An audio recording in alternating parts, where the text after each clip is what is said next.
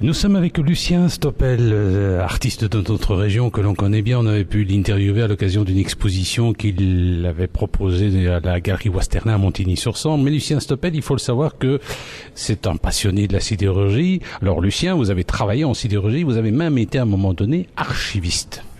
Oui, on m'avait proposé une place comme ça. Mon Dieu, et comme dans ma vie privée, je suis un peu passionné d'archives, j'ai dit que je voulais bien le poste, mais j'ai dû passer un petit examen à 4 sous.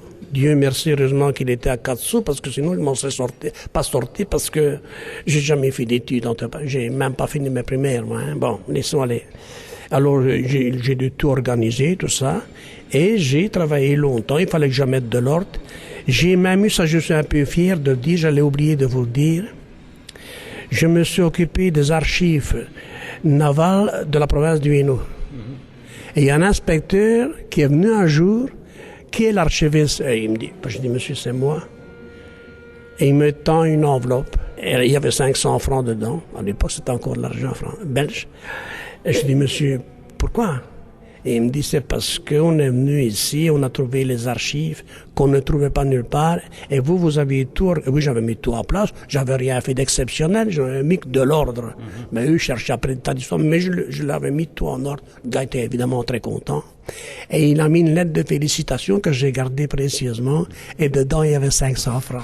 Alors vous vous êtes occupé des archives il y a plus de 20 ans de cela, des archives de Coquelichambre, mais on vous demandait carrément de brûler. Vous avez sauvé des archives, j'ai envie de dire. Sauver les archives, je n'irai pas jusqu'à là, mais j'en ai brûlé beaucoup, sur ordre. Moi, je ne faisais qu'exécuter ce que mes supérieurs... Ça fait mal, hein. Ça me fait très mal, ça me fait encore mal maintenant. Et il y a 27 ans que ça s'est passé, j'ai encore mal.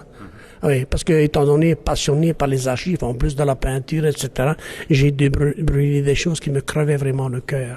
Et c'est des tonnes et des tonnes.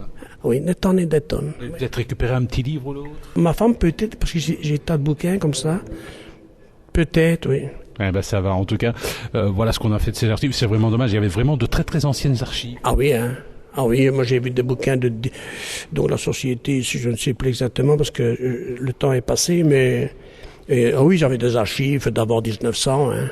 Oui, et bien écrit comme ça, avec des enluminures et tous des bouquins extraordinaires que j'ai dû brûler. Je vais citer une autre. C'est dans la série de Montigny-sur-Sambre. J'avais une équipe avec moi. On a chargé des camions. On a baigné tout dans le feu, dans le brasier, tout ça, tout dedans.